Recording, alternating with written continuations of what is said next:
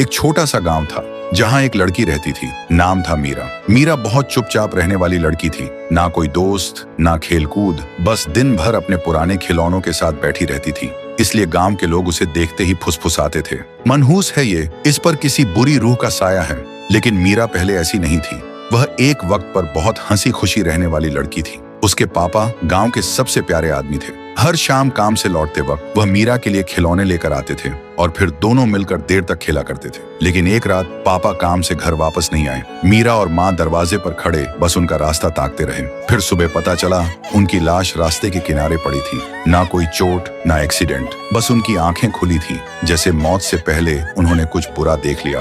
और उनके पास एक गुड़िया पड़ी थी जो वह मीरा के लिए ला रहे थे। उस दिन के बाद से माँ दिन भर पड़ोस के गांव में सिलाई का काम करती थी और मीरा चुपचाप घर में अकेली रहने लगी, सिर्फ उसी गुड़िया के साथ जो उसके पापा आखिरी बार लाए थे। फिर एक दिन जब माँ घर पर नहीं थी, मीरा अपने कमरे की खिड़की के पास खड़ी बाहर देख रही थी। तभी उसे एक अजीब सी आवाज सुनाई दी, मीरा, खेलना है? सुनते ही मीरा जम सी गई। उसने धीरे से पीछे मुड़कर देखा और बोली, कौन है? तभी वह गुड़िया हिलने लगी और एक इंसान के रूप में बदल गई और बोली, मैं तेरा दोस्त हूँ, गुड़िया। सुनते ही मीरा की आंखों में एक अजीब सी चमक आ गई और उस दिन के बाद से मीरा कभी अकेली नहीं रही।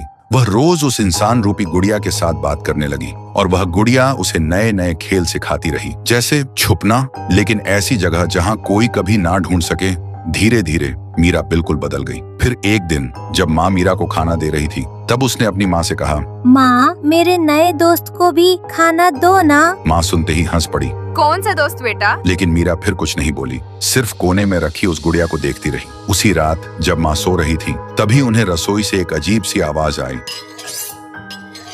जैसे कोई छुरी से किसी चीज को काट रहा हो। सुनते ही माँ डर के मारे घबरा के उठी और रसोई की तरफ बढ़ी। लेकिन रसोई के अंदर आते ही उन्होंने जो देखा, उनका खून जम गया। मीरा फर्श पर बैठी थी और अपने ही हाथ को छुरी से काट रही थी और ठीक उसके सामने वह गुड़िया रखी थी जिसके मुंह पर मीरा का खून लगा हुआ था। ये देखते ही माँ जोर से चीख पड़ी, मीरा! लेकिन मीरा बिल्कुल शांत थी। फिर वह धीरे से मुस्कुराकर बोली, माँ, उसे भूख लगी थी। उस रात माँ इतना डर गई कि उन्होंने मीरा को सीने से लगाकर अपने पास ही सुला लिया। लेकिन जब सुबह हुई और माँ की आंख खुली तो उनके होश उड़ गए। मीरा उनके पास नहीं थी। बिस्तर पर मीरा की जगह वही गुड़िया पड़ी थी। ये देखते ही माँ का कलेजा फट गया और वह फूट फूट कर रोने लगी। और तभी उस कमरे में एक आवाज गूंजी, अब हम एक हो गए माँ। तो दोस्तों, क्या माँ अपनी बेटी को इस शैतानी गुड़िया से बचा पाएगी? और मीरा के पापा की मौत का आखिर असली राज क्या है? अगर जानना चाहते हो तो कमेंट करो, पार्ट 2 चाहिए।